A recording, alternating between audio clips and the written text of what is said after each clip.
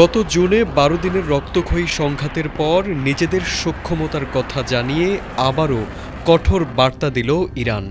যুদ্ধের ধ্বংসস্তূপ পেরিয়ে দেশটি যে আগের চেয়ে আরও শক্তিশালী ও প্রস্তুত, সে ইঙ্গিতই এবার স্পষ্ট করে দিল তেহরান। ইরানের প্রেসিডেন্ট মাসুদ পেজেশকিয়ান হুঁশিয়ারি দিয়ে বলেছেন, যুক্তরাষ্ট্র ও ইসরায়েল যদি নতুন করে কোনো আগ্রাসনে নামে, তবে এর জবাব হবে গত জুনের যুদ্ধের তুলনায় আরও কঠোর ও ভয়াবহ।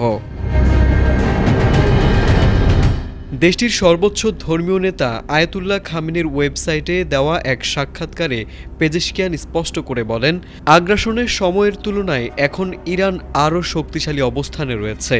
তার ভাষায়, ইরানের সামরিক বাহিনী দায়িত্ব পালন করছে পূর্ণ শক্তিতে। অস্ত্র ও জনবলের দিক থেকে বাহিনী আগের চেয়ে আরও সক্ষম, আরও সংগঠিত। ফলে কেউ যদি আবারও হামলার চিন্তা করে, তবে তার পরিণতি হবে ভয়াবহ।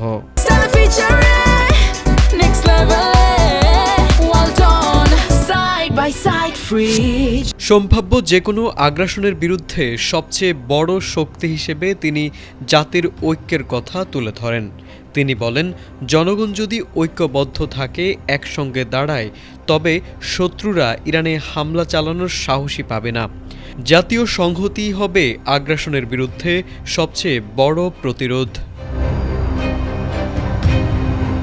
আঞ্চলিক ও আন্তর্জাতিক প্রেক্ষাপটে ইরানের অবস্থানও শক্ত হচ্ছে বলে দাবি করেন প্রেসিডেন্ট মাসুদ পেজেশকিয়ান।